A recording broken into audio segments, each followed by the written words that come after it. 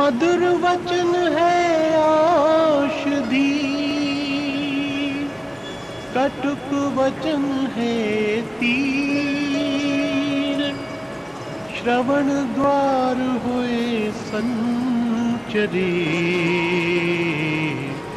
साले सकल शरीर। अवध क्षेत्र में जब बुढ़िया आपस में मिलती हैं तो बात करती हैं, बहनी चेहरा अच्छे है, देहाती भाषा है। बहनी चेहरा अच्छे है, यानी तबीयत ठीक है। उसी लहजे में सतगुरु कबीर कहते हैं, ऐ चेहरा तय अपने दुख समार, जय दुख व्याप रहा संसार। माया मोह बधा सब लोई, अल्प लाभ मूल हो कोई। मोल तोर में सबे मूर्छा, जननी गर्भवत न सोच। बहुत खेल खिले बहुरूपा, जन भौरा सगरे बहुता। उपज विनस फिर जोइनी आवे, सुख का लेस न सपने उपावे। दुख संताप कष्ट पहुँचावे, सुन मिला जो जरत बुझावे। मोर तोर में जरे जग सारा, धिक सारा झूठा अहंकार। झूठी आस रही जग लागी, हिलते भाग बहुर पुनियागी। जय हित के राख्यो सब लोई, सो सयान बाचा नहीं कोई। आप चेते नहीं, कहो तो रुसवा होए। कहें कबीर जो आप न जावे, निराश ते आस्ते न होए। बीजक के प्रथम प्रकरण रमैनी प्रकरण की अंतिम रमैनी है, 84वीं रमैनी। रमैनी प्रकरण की प्रथम रमैनी पूरे बीजक की भूमिका है। अब अंतिम रमैनी कल्याण की बात सीधी, इधर उधर की बात छोड़कर माया मोह से निवृत्त होकर के शांत हो जाने के लिए। शुरू में खंडन मंडन भी है, तत्व चिंतन है, ब्राह्मणवाद और मल्लावाद दोनों का ऑपरेशन है, तर्क है। लेकिन आखिरी रमैनी में इधर उधर की बात न करके मन को रगड़ा गया। ऐ चेहरा तय अपने दुख समार। जैसे घर की बुढ़िया हो और बैठे और लोगों से कहे, ऐ चेहरा तय अपने दुख समार। अपने आप को दुख से बचा। दुख किसी को प्रिय नहीं, लेकिन आदमी काम ऐसा करता है जिससे दुख पैदा हो। जानते जानते भी आदमी फिसल जाता है, साधना करते करते फिसल जाता है। बहुत दिन का साधु वैरागी बूढ़ा हो गया है, सावधान नहीं रहेगा तो भटक जाएगा। एक क्षण के लिए, दो क्षण के लिए भटक जाएगा। सतत जागरूकता सावधानी ही साधना है। ऐ चेहरा तय अपने दुख समार। जीव के लिए देहाती भाषा में चेहरा कहा गया, और चेहरा जी का अर्थ तबीयत भी है, स्वास्थ्य भी है। असली काम क्या है? अपने आप को दुख से बचा लेना। समझदार आदमी वो है जो अपने आप को दुख से बचा लेता है।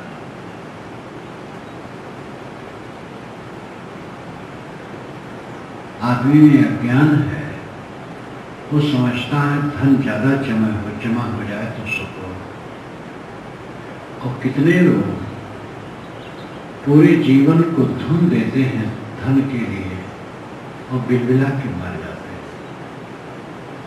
8 लाख रुपया महीना तनख्वाह पाने वाले 35 वर्ष के युवक को मैंने देखा तो लगता था 65 वर्ष का है।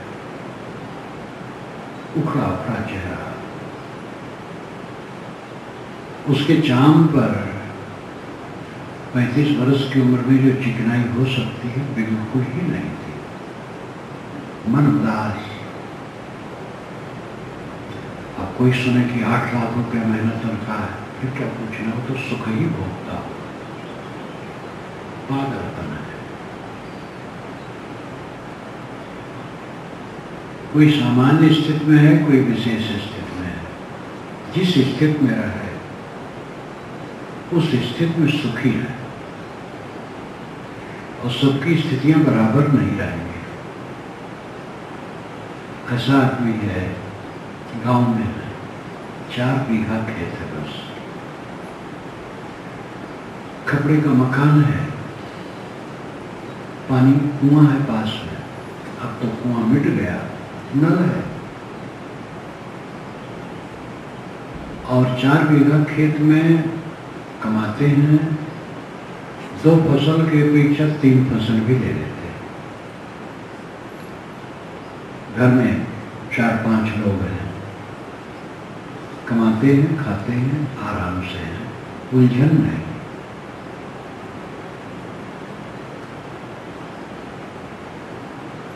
ऐसे लोग हैं जिनके 100 एकड़ जमीन है लेकिन उलझे। ऐसे लोग हैं जिनके 4-5 हजार रुपये आमदनी महीने में कुल है, कमाते खाते ठीक से हैं। ऐसे लोग हैं 50 रुपया है, 1 लाख रुपया है, उलझे हैं तो सुखी नहीं, सुलझे हैं वो भी सुखी रहेंगे। परिस्थितियां सबकी बराबर नहीं होती हैं, अलग अलग होती हैं।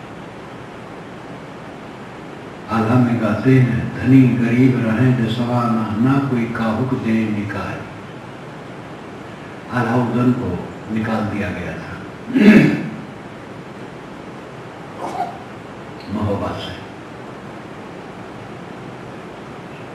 आधा तो तनिक तनिक सांच होगा और कुछ छोटे छोटे रहता है, लेकिन आधा जहां होता है आधा सुनने में आनंद आता है। अब आधा गाने वाले को ऐसा भी मैं जानता हूं जो अनपढ़ थे और घंटों आधा गाते रहे, सभा में भीड़ में आधा गाते रहते। किताब पढ़ना जानते थे, अच्छा जानते, लेकिन अधे से सुन करके समझ करके वो प्रकरण जानते हैं, वो जोड़ना जानते, खूब बढ़िया। खाट, नंगी खाट लंबी लंबी कर दी जाती थी, पैताने की तरफ बड़ा अधेड़ बैठता था, खाली खाट में उसे बिस्तर कुछ नहीं, ढोलक लेकर के बैठता था और उसकी एड़ी वो लकड़ी पर रहती थी और पंजा जो रस्सी है उसके ऊपर धरी हुई उस पर, और दोनों तरफ 2 सहायक अलायत जो उनके ढोल को अपने पैर से थोड़ा थोड़ा सहारा दिए रहते थे, इधर उधर ना हो। और ये 3 गाते थे 4-4 घंटे।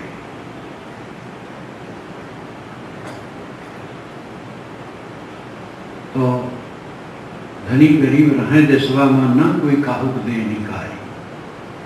दुनिया में धनी गरीब रहते हैं, कोई किसी को निकाल नहीं देता, लेकिन आधा उधर को निकाल दिया गया था। ये कष्ट को लेकर क्यों बात है? उदाहरण इसलिए दिया कि दुनिया में धनी गरीब रहते हैं, ऊंच नीच रहते हैं। जिस स्थिति में है उस स्थिति में सुखी रहना ये समझदारी है। धन है तो धन का उपयोग विवेक से किया जाए, विलास में न लगाया जाए। विलास किया जाएगा तो विनाश होगा। धन है तो ज्यादा कीमती मकान बन गए, गाड़ी आ गई और सुविधाएं हो गई, बस सुविधा हो जाती है, थोड़ा आराम हो जाता है, लेकिन मूल बात मन है। थोड़े धन में, छोटी स्थिति में मन पवित्र है, वो सुखी रह सकता है, और जिसका मन पवित्र नहीं है, बहुत संपन्नता में भी दुखी रहेगा, और पवित्र मन है, संपन्नता में भी सुखी रहेगा। ये कोई बात नहीं कि धनी है तो सुखी नहीं हो सकता है। धनी हो धन को जीत के रहे, और गरीब हो तो गरीबी को जीत के रहे। अब जो सोचता रहता है क्या करें, फलाने की गाड़ी है, 4 पहिए की, हमारे पास तो साइकिलें हैं, वो क्या साधना करे? जिस स्थिति में रहो उस स्थिति को जीत करके रहो तो सुखी रहोगे। स्थिति को जीत करके नहीं रहते हो तो सुखी नहीं रहोगे। भोजन करो तो भोजन को जीत करके खाओ तो सदैव भोजन संतुलित रहेगा। महाभारत लिखते समय मुझे एक प्रसन्नता ही आती थी कि महाभारत में बार जहाँ साधना की बात है आती है, कम खाना, कम खाने वाला, कम खाने वाला, कम खाने की बात बार महाभारत में आती है, जिसको मैं प्राय कहा करता हूँ और अपने ऊपर भी प्रयोग करता हूँ। अगर जीत करके भोजन करोगे तो सुखी रहोगे, और भोजन करते हार गए बेवकूफ बन गए, असावधान हुए, थोड़ा ज्यादा खाए, कितनों ज्ञानी हो आप, बेवकूफ बन गए, और उसका परिणाम 10-15 घंटा 20 घंटा तो भोगना है। पेट में चला गया, लौटने वाला तो है नहीं। उल्टी करो तो हो सकता है उल्ट जाए, लेकिन अब ज्यादा खा करके रोज उल्टी करो तो लोग क्या समझेंगे, पागल है। तो खाते समय ही क्यों न सावधान। अमृत भी अधिक है तो विष है।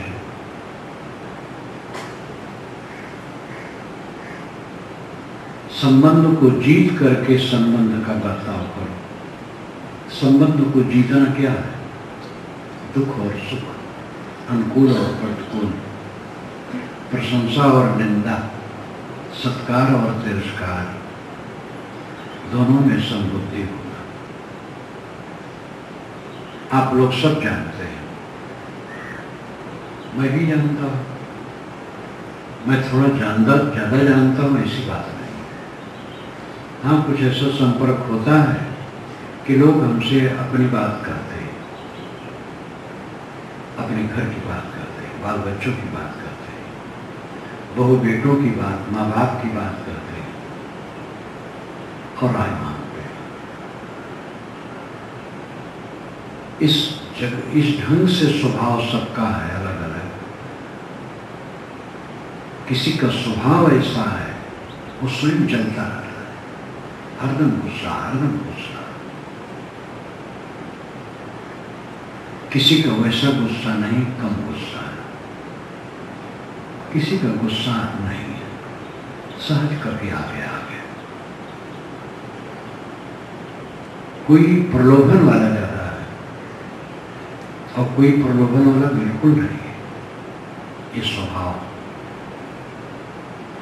अरविंद भाई के आदमी आए थे परसों एसी लगाने के लिए हमारे कमरे में। विवेक ने पहले कहा, पूछा था, मैंने रोक दिया था, नहीं बिल्कुल एसी की जरूरत नहीं। लेकिन वो आए, हमसे कुछ नहीं कहे, संतों गए और तुरंत फोन कर दिए और उनके आदमी परसों लगा गए।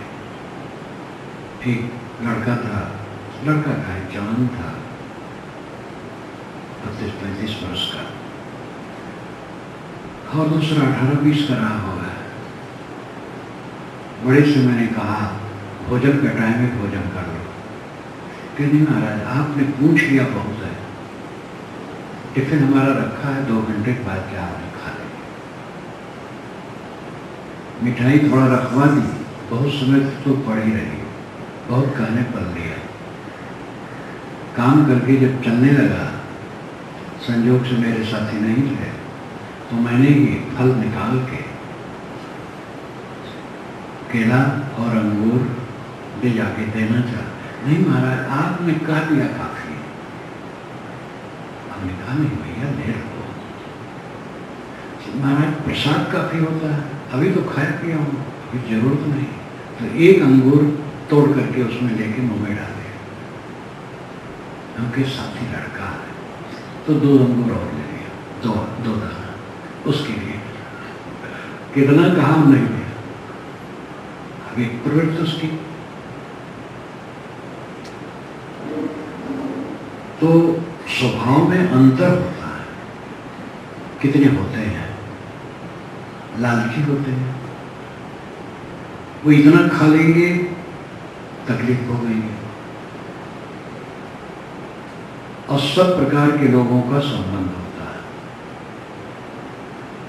सब में समता बनाए रखना सुख का रास्ता है। गुस्सा वाले होते हैं, ये बात नहीं कि गुस्सा वाले हैं तो वो खराब है, अच्छे हैं, लेकिन रोक नहीं पाते हैं। इसलिए वो स्वयं परेशान हो जाते हैं और साथी भी परेशान हो जाते हैं। ऐसे महात्मा जो एकदम बात सही है आगे की, लेकिन उनको उनकी समझ ऐसी है, उल्टा समझ ली, एकदम गुस्सा में हो गए। सबके बीच में पता नहीं क्या जो नहीं कहना चाहिए कहा डाले, पीछे भयंकर दुखी हुए, ग्लान में डूब गए और बच्चे की तरह सरल हो गए। ये उनके स्वभाव की व्यवस्था है। कुछ लोग ऐसे होते हैं, गुस्सा स्वभाव है लेकिन नरम नहीं होते, वो ज्यादा तकलीफ पाते हैं। जो नरम हो जाते हैं उनका तकलीफ घट जाता है। कुछ लोग ऐसे भावुक होते हैं कि हानि लाभ बहुत सोचते हैं। कुछ लोग होते हैं हानि लाभ ज्यादा नहीं सोचते। कोई ज्ञान नहीं है कि आत्मज्ञान बहुत है, लेकिन उनका स्वभाव है कि ज्यादा हानि लाभ नहीं सोचते।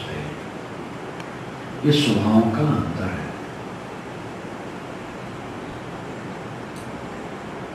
और इन अंतरों को कोई मिटा नहीं पाएगा। मनुष्यों की भीड़ एक जंगल है और उस जंगल में रह करके जीवन भर साधना करना है। इसलिए सबसे समझौता करके काम करना पड़ेगा। दूसरे का मन रख करके तब संतोष होगा। दूसरे के मन को मीठा मीठा करके जो काम करेगा बहुत दिन तक नहीं कर पाएगा। साथियों, संपर्क वालों के मन को संतोष दे दे करके तो उनसे काम ले सकते हो और उनका काम कर सकते हो। लेना देना तो सब परस्पर होते रहता है। और अगर दूसरे के मन को मिटा करके चाहो व्यवहार बने, ये नहीं हो सकता है। हमारा बहुत ज्ञान काम नहीं करेगा, हमारा समता का व्यवहार काम करेगा। समता का व्यवहार विचित्र संसार है, विभिन्न संस्कार है, विभिन्न गुण कर्म है, और उन्हीं के बीच में पूरा जीवन बिताना है। जो समता से नहीं चलेगा वो दुखी रहेगा। दुख के अनेक कारण, काम क्रोध लोभ मोह, ये अनादि संस्कार ही है। संकल्पों का प्रवाह मनुष्य के मन में चलते रहते हैं। सावधान न रहो, व्यर्थ के संकल्प होंगे, अनर्थ के संकल्प होंगे, असंभव संकल्प होंगे, असामयिक संकल्प होंगे, समय के विरुद्ध। और इसी में लोग उलझे रहते हैं। जो जागता रहता, सावधान, व्यर्थ संकल्प न करे, अनर्थ वाला संकल्प न करे, समय विरुद्ध संकल्प न करे, असंभव संकल्प न करे। वस्तुतः तो संकल्प छोड़ देना चाहिए। शाम काम करो, उस संबंधी संकल्प करो, विचार करो। जो काम करो उस संबंधी विचार कर लो, बाकी इधर उधर की बात न सोचो। अपने मन को एकदम संयत रखो, संतुलित। दुख से अपने आप को हर समय बचाए रखना ये बहादुरी है, और ये शक्ति हर इंसान में है। समझ हो और प्रयोग करें तो प्रयोग करते करते शक्ति बढ़ जाती है। असहनशीलता सबसे बड़ी दुर्बलता है किसी दिशा में। कोई विपत्ति आती है, वो विपत्ति थोड़े दिन में अपने आप बदल जाती है। समय सबकी दवाई है, समय की प्रतीक्षा करनी चाहिए। अभी हमारे भक्त के घर में एक लड़का एक ईसाई लड़की से शादी करने के लिए बहुत तैयार हो गया, और दोनों के लिए बहुत भाव। घर वाले काफी परेशान थे। मैं कहा था, भाई धीरज रखो, अंतरजातीय शादी होने ही लगी है, घबराओ ना। अंत में इतना हुआ कि लड़की की मां ने ही इनकार कर दिया, और समस्या का समाधान एकदम हो गया झट। जो समस्या लोह लगता था, वो सब समस्या फूल हो गई। समय बदलता है, समस्या अपने आप बदल जाती है। समय की प्रतीक्षा करनी चाहिए, धीरज रखना चाहिए, सब समय धैर्यवान होना चाहिए। शारीरिक कष्ट आ जाता है, कब तक रहे? ये बोध रखो कि जितना सहन योग्य होगा सहेंगे, और सहन के जब खिलाफ होता है तब प्रकृति का इतना सुंदर विधान है कि बदहवासी रह जाती है। ये प्रकृति का बहुत सुंदर विधान है। सड़क पर एक्सीडेंट भयंकर हो गया किसी मनुष्य का, वो छटपटा रहा है, दूसरे लोग ज्यादा भयभीत हैं, और तत्काल बदहोश हो जाएगा। बदहोश होते होते शरीर कांप सकता है, लेकिन वो बदहोश हो जाएगा। अगर चोट ज्यादा लगी तो बदहोश हो जाएगा। तो ज्यादा कष्ट होगा तो अपने आप प्रकृति का विधान है बदहोश हो जाना। और जितना कष्ट सही है उसको सह लेना, भयभीत होने की आवश्यकता है। मनुष्यों की प्रतिकूलता,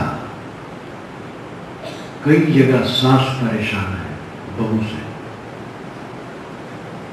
कई जगह बहू परेशान है सास से, कई जगह देवरान जेठान से, जेठान देवरान से परेशान है, कई जगह पुरुष महावाहियात दुष्ट सताता रहता है पत्नी, और कई जगह पत्नी ऐसी है जो पूरी चुड़ैल है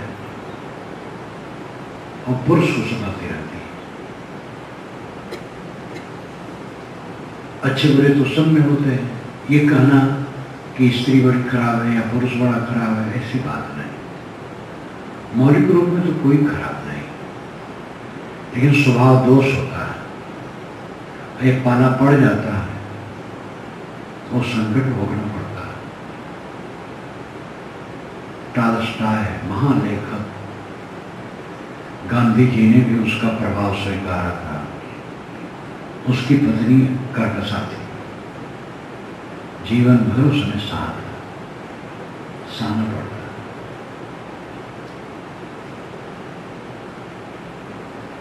अब्राहम लिंकन की पत्नी तो ऐसी नहीं थी, जब तक मैं नहीं जानता था।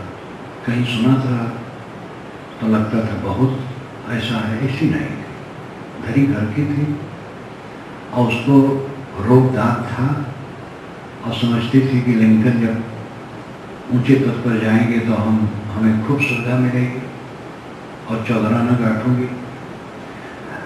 लेकिन लिंकन तो लिंकन थे, साधु स्वभाव।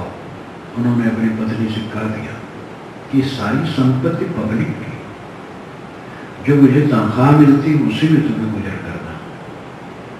लेकिन कभी कभी अपने स्वाभिमान में बात करती थी, बैठी थी, कोई मिलने आया था तो जरा अपने स्वाभिमान की बात करती गई। जब उठ के चली गई तो उसने पूछा लिंकन से, हुजूर ये कैसी महिला है, बड़ी विचित्र है। उन्होंने कहा भाई ये तो श्रीमती लिंकन है, कि मुझे क्षमा कीजिए। उन्होंने कहा मुझे क्षमा मांगना चाहिए। लिंकन तो लिंकन थे, अब्राहम लिंकन धन्य थे। मैंने उनके जीवन में लिखा है, जब वे मरे न 2-4 वर्ष के बाद यहाँ गांधी जन्मे, तो मैंने लिखा मानो लिंकन ही और उन्नत होकर के भारत में जन्म ले लिया। लिंकन का जीवन बहुत, पहले आप लड़के थे, उन्मादी थे, चिढ़ाने वाले थे, मटकाने वाले थे, बल्कि मानवतावादी, आगे चल करके मानवतावाद में उनका जीवन गया।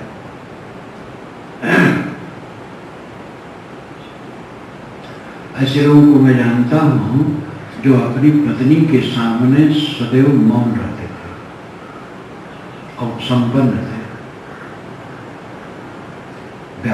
व्यापारी जो ऊंचे स्तर के व्यापारी होते हैं, कल कारखाना वाले, वो जब बोलते थे घर में रहती थी,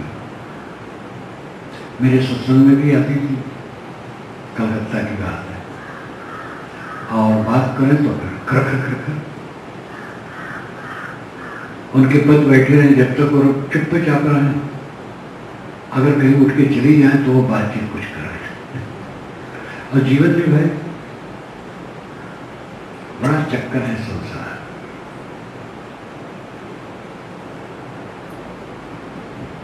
जो समता से जीना नहीं जानेगा, जो साथियों को सह नहीं पाएगा, वो न सुखी रहेगा और न कोई रचनात्मक काम कर पाएगा। सारा रचनात्मक काम छोड़ दो, अपने जीवन का तो उद्धार करना है। लेकिन जीवन के उद्धार के लिए सहारा चाहिए।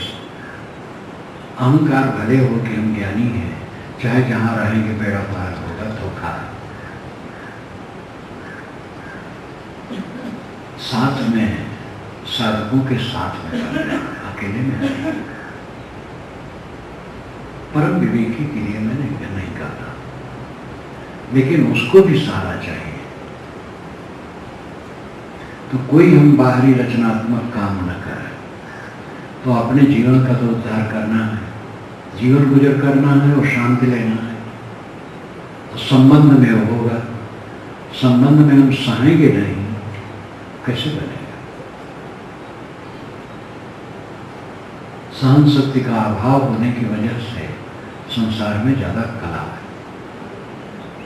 अगले आदमी से थोड़ा गुस्सा हो गया तो हम गाल फुला लेते हैं, गांठ मार लेते हैं। इस रवैये से कैसे कल्याण होगा? जिससे गलती हो गई बोलने चालने में, उस पर दया करना चाहिए। उसने तो अपना नुकसान कर दिया कट कह करके, तो हम क्यों गाल फुलाएं? उदार बने। पत्नी ने ही कट कर दिया, तब मुस्कुरा दे, न मुस्कुराए सह ले, और फिर समय से मीठ बोल करके बात कर। सास ऐसा कहे, बहू कहे, भाई कहे, पुत्र कहे, पिता कहे, पिता माता गुरु, तो जो कहे साना ही चाहिए। लेकिन शिष्य कहा, पुत्र कहा, उसको भी सह लेना चाहिए। सभी तो इंसान है। स्वभाव जनित दुख ज्यादा है, अभाव जनित दुख बहुत कम है। अभाव से आदमी दुखी है, खाना पीना नहीं मिलता है, ऐसा बहुत कम है। स्वभाव से ज्यादा दुख है। और ये दुख झोपड़ी से महल तक व्याप्त है। बाकी काम क्रोध लोग मोह का दुख तो है ही, कदीमी अनाथ से ऐ जे राते अपने दुख समार, जे दुख व्यापी रहा संसार। माया मोह बधा सब लोग माया मोह में बधे हैं, माया के मोह में बधे। माया क्या है? जो आवे हो जाए, संतो आवे जाए सो माया, रहे न स्थिर, तो माया है। और इसी के मोह में बधे हैं। जो हमारे सामने है रह नहीं सकता है। प्रकृति का ऐसा स्वभाव है कि वो रह नहीं सकता है, बदलेगा, परिवर्तित होगा। जो एकदम साथी हो गया, एकदम कहाँ साथ रहते? वो अपने कमरे में, अपने कमरे में, वो अपने बिस्तर पर, अपने बिस्तर पर, वो अपने काम में है, अपने काम में है।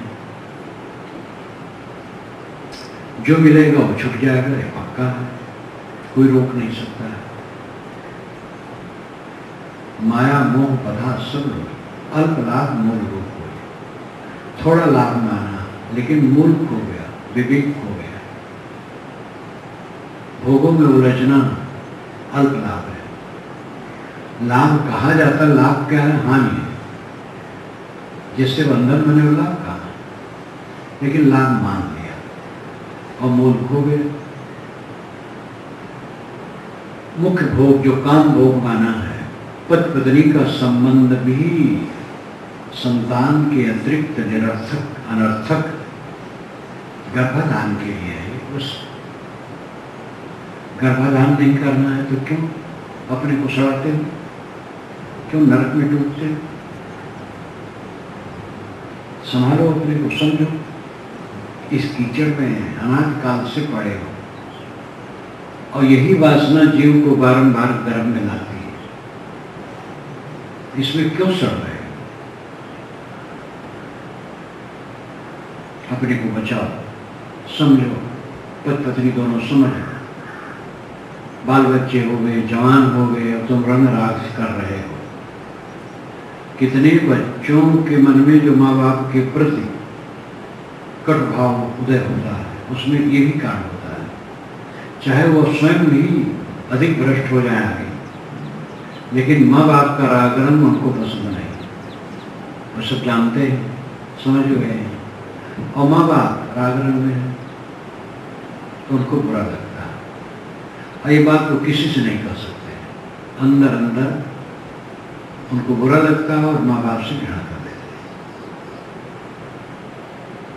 काम वासना और क्रिया दोनों का त्याग करो, ब्रह्मचर्य का शौक करो। ब्रह्मचर्य से कल्याण होगा।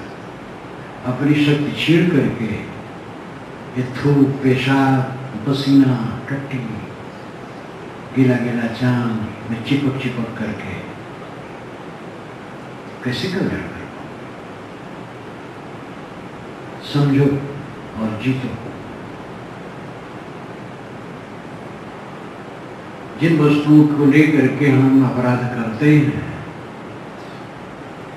उन वस्तुओं से हमारा उद्धार नहीं होगा और गुजर की समस्या नहीं। भाई भाई में, परिवार में जो चीजों को लेकर के लड़ाई होती है, क्या पेट के लिए होती है?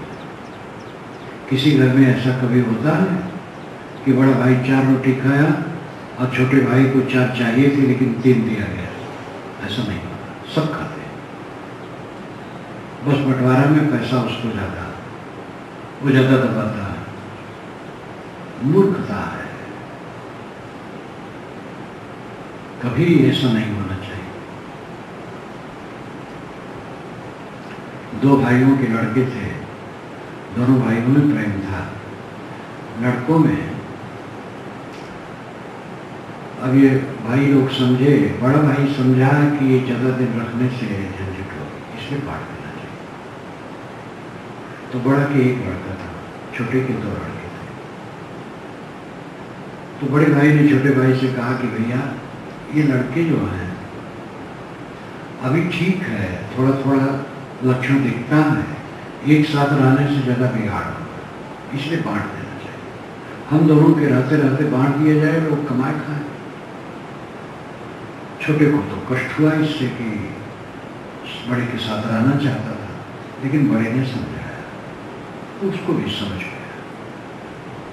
तो बड़े ने 3 हिस्सा किया, आधा होता है, आधा आधा हो गया। उसने 3 हिस्सा किया। छोटे ने कहा भैया ये 3 हिस्सा कैसे करते हैं? बड़े ने कहा हमारे तुम्हारे में बंटवारा होता तो 2 हिस्सा कर देता, लेकिन लड़कों में हो रहा है, 3 लड़के तीनों में बराबर हो जाए। छोटे ने कहा भैया हमारे 2 लड़के हैं, जो हमारा हक है उसमें दोनों बांट लेंगे, आप आधा दीजिए, कहना हम और तुम बांटते तो आधा आधा करते, ये बच्चों को बंटवारा, ऐसा उदार आदमी धन्य है। भाई भतीजे का हक मार करके किसी कल्याण नहीं हुआ, सड़ा है। कहीं भी करोगे खराब, उसका परिणाम सड़ना पक्का। प्रकृति में क्षमा नहीं है और प्रकृति में चूक नहीं, जो करो सो करो। ये रात दिन का व्यवहार देख लो, खाने में थोड़ी त्रुटि करोगे दंड पाओगे, ज्यादा खाए तकलीफ होगी। कोई आपको गाली दे, आप गाली न दें, आप क्षमा कर सकते हैं। लेकिन अगर आप ज्यादा खाते हैं तो आंत नहीं क्षमा करेगी, वो जड़ है, स्वाभाविक है, फल देगी। मनुष्य चेतन है, वो क्षमा कर सकता है। हमने किसी गाली दी, वो मुस्कुरा दिया, लेकिन हमने ज्यादा खाया तो पेट दंड देगा।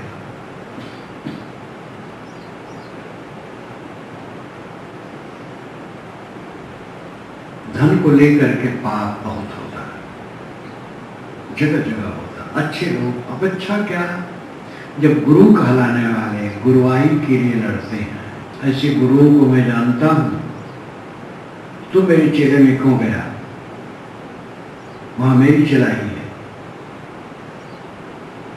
और सब मरवर के चले गए। जहां वे चलाई मानते थे दूसरे गुरु,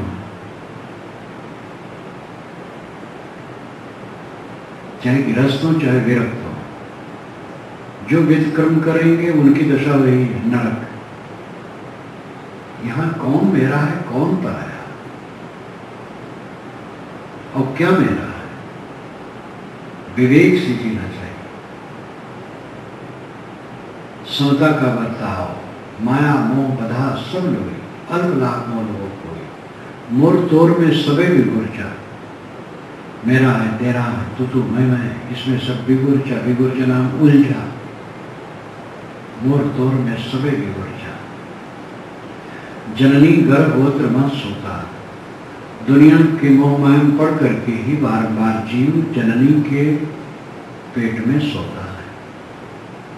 कबीर साहब ये विश्वास करते थे कि जीव देह से अलग है, कर्मों के संस्कारानुसार वो जन्मांतर को ग्रहण करता है, और जब तक संसार की वासना है तब तक जीव को देह में आना है।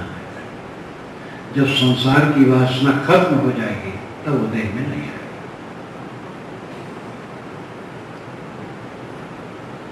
क्या संसार की वासना खत्म हो सकती है? बिल्कुल हो सकती है।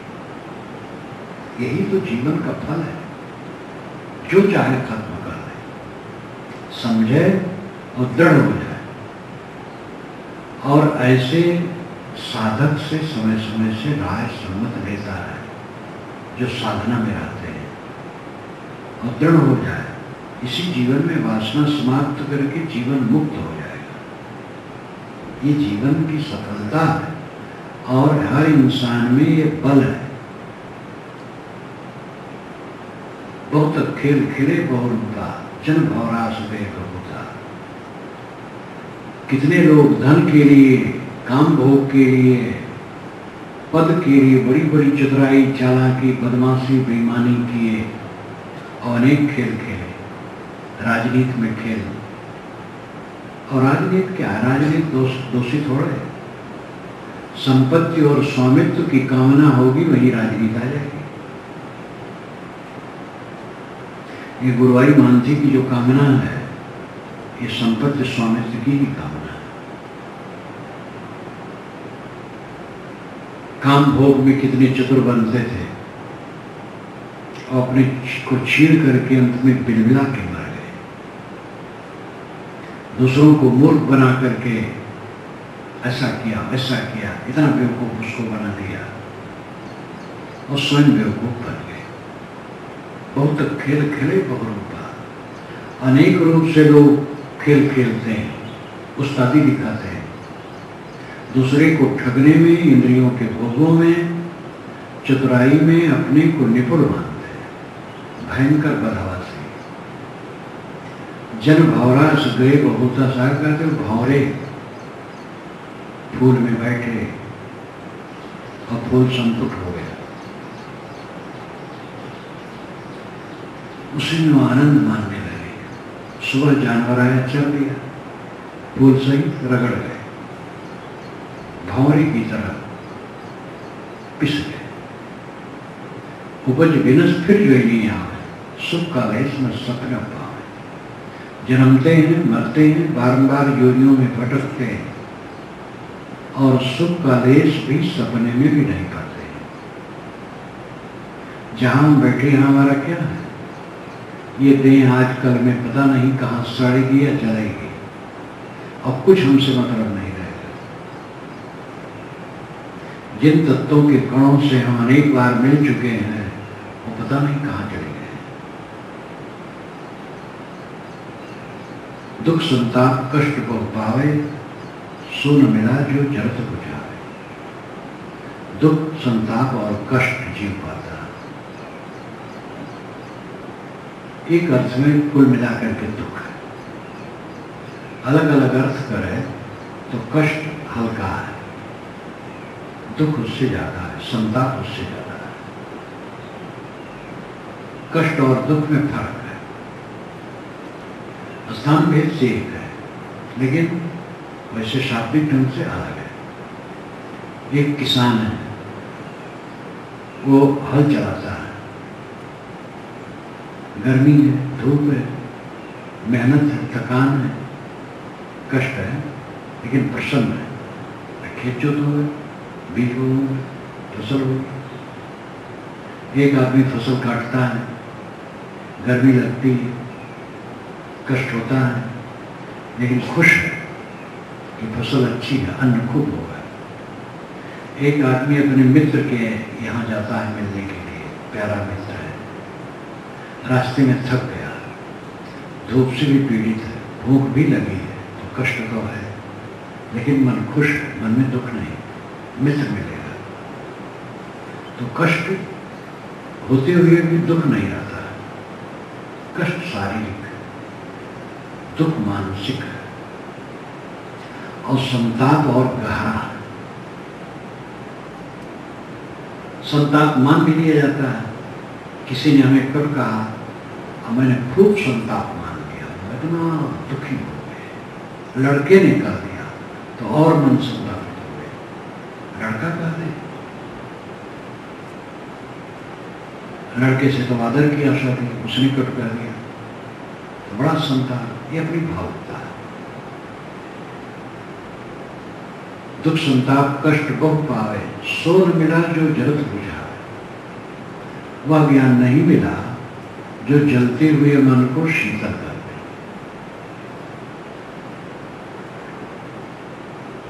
ऐसे ज्ञानी संतों के पास नहीं गया, गया भी तो समझा नहीं, पात्रता नहीं, अपने में उदाहरणा नहीं, तो दुखी नहीं। सो न मिला जो जरत बुझावे, जलता हुआ मन शीतल हो जाए, धन्य है। अहंकार छोड़े बिना ये दशा आ नहीं सकती। मोर तोर में जरे जग सारा, धिक सारा झूठा अहंकार। साहब कहते हैं मोर तोड़ में सारा संसार चल रहा, और जिसके लिए मोर तोड़ करो 4 दिन के बाद वो कुछ नहीं। जिन बाल बच्चों के लिए मोर तोड़ करो उन्हीं बाल बच्चों से अपने को आगे चल कर घृणा हो जाती है। मित्र वैरी हो जाता, वैरी मित्र हो जाता है। सब उल्टत पलटत प्राणी बस वासना जान, मोर तोर में जरे जगसार, दिख स्वारत झूठा अहंकार, झूठी आस रही जगलागी, इनते भाग बहुत बुनियादी।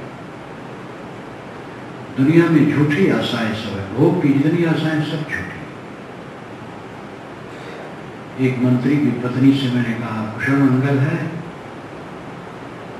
मुस्कुरा करके उसने कहा मंत्री पद नहीं मिलता था तो दुखी थे, अब मंत्री पद मिल गया तो दुखी है।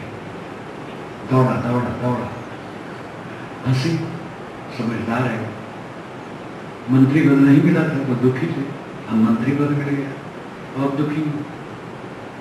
उसने मजाक किया। वैसे जिसके लिए कहा वो भी बहुत समझदार है। जे हित के लाखों सब रोई, राखों सब रोई, सो सयान बाचा नहीं कोई।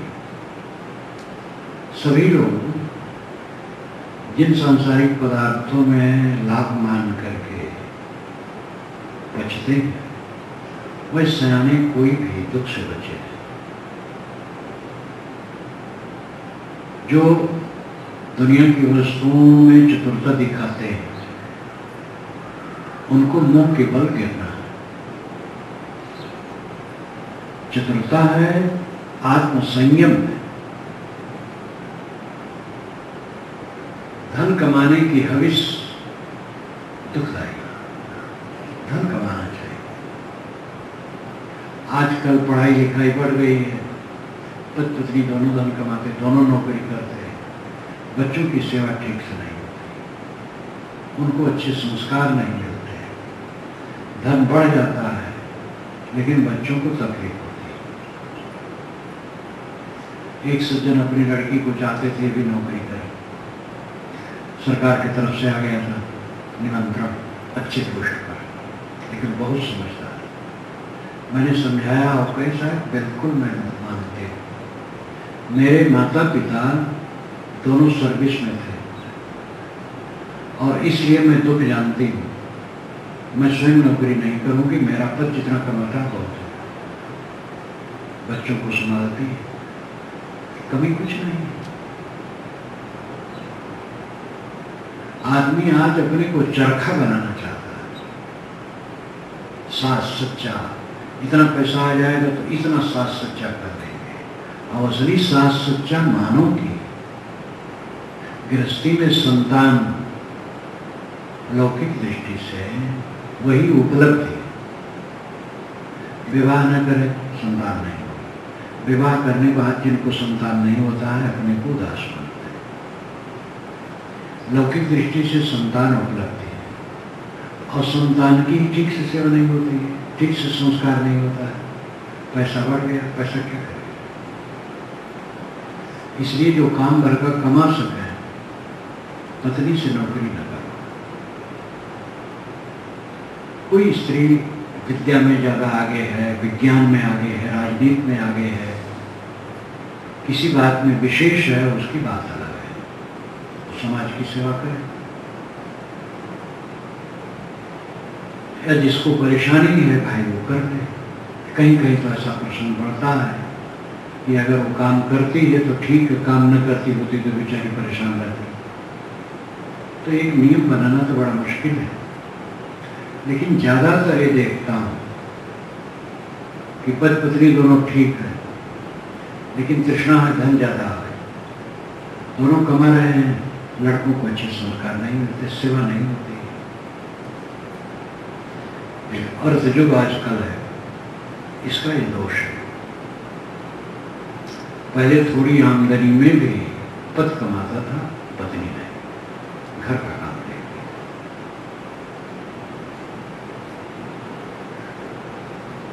आप चेते नहीं कहो तो रुसवा हो। साहब कहते स्वयं तो लोग जागते नहीं और कहो तो गुस्सा करते, रुसवा गुस्सा। कहें कबीर जो आप न जागे निराश त्यास्ते न हो। साहब कहते अगर स्वयं नहीं जगते हैं तो भी जो असत है वो सत नहीं होगा। सांसारिक लगाव असत की तरफ भागना।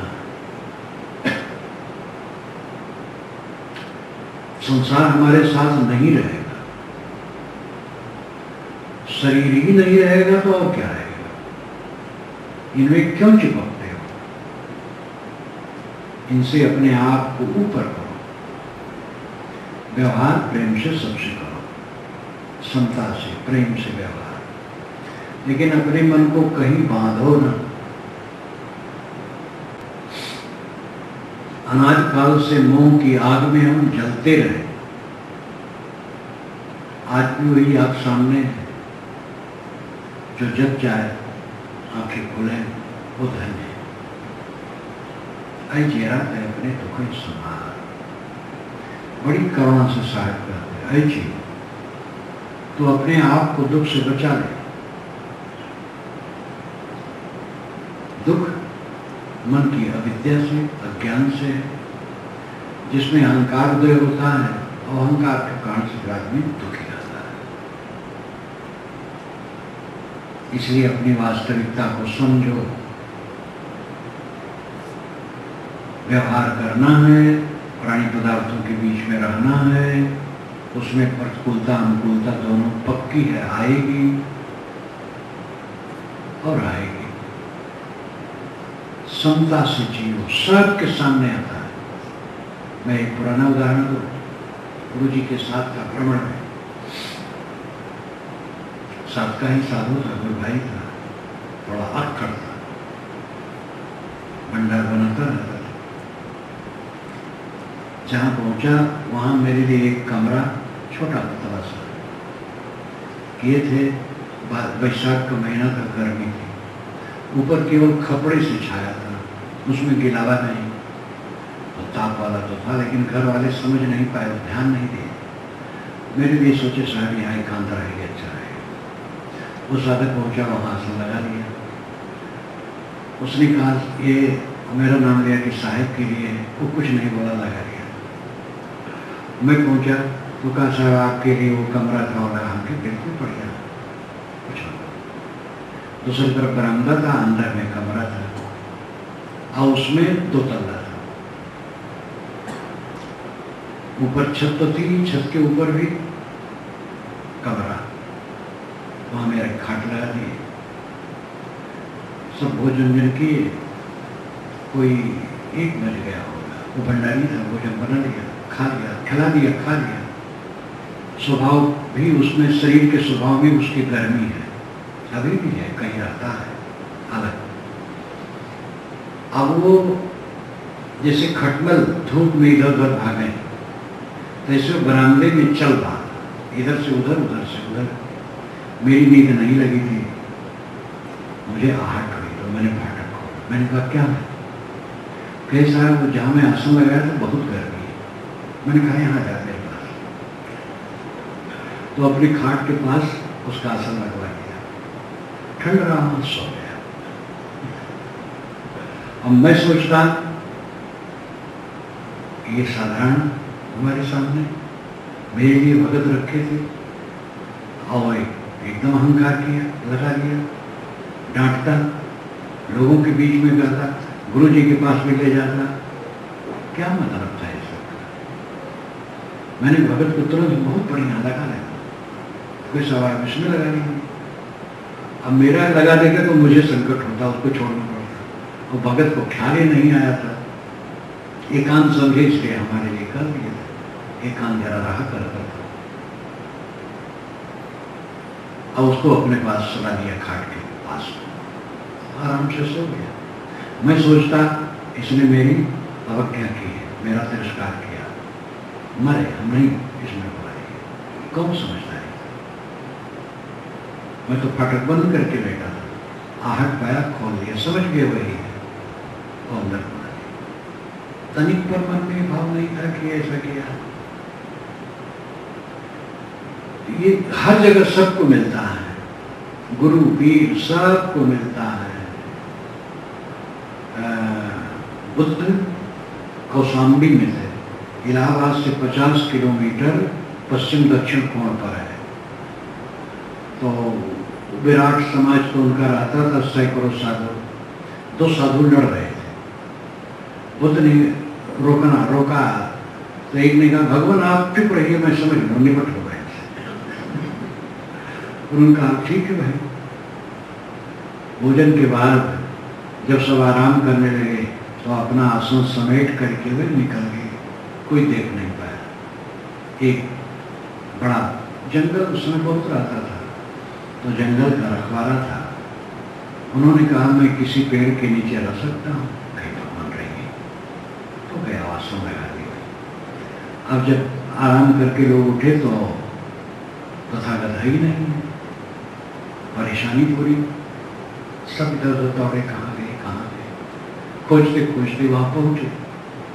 वे चरणों में पड़े, क्षमा कर रहे, लौट आए। इतने बड़े पुरुष के सामने भी ऐसा प्रश्न पड़ता है। संसार ही विविध संस्कारों का है। इसमें जो सह पाएगा वो अपना कल्याण कर सकेगा और दूसरे की सेवा भी कर सकेगा। जो असहनशील होगा ना अपना कल्याण कर पाएगा ना दूसरे का कुछ कर पाएगा। दुख से अपने को बचाओ। चल मुसाफिर चल, यहाँ कोई नहीं तेरा। चैतन्य ज्ञान स्वरूप, मुसाफिर चल, यहाँ कोई नहीं तेरा। चल हुआ पूरा तेरी तकदीर का फेरा। चल मुसाफिर चल, यहाँ कोई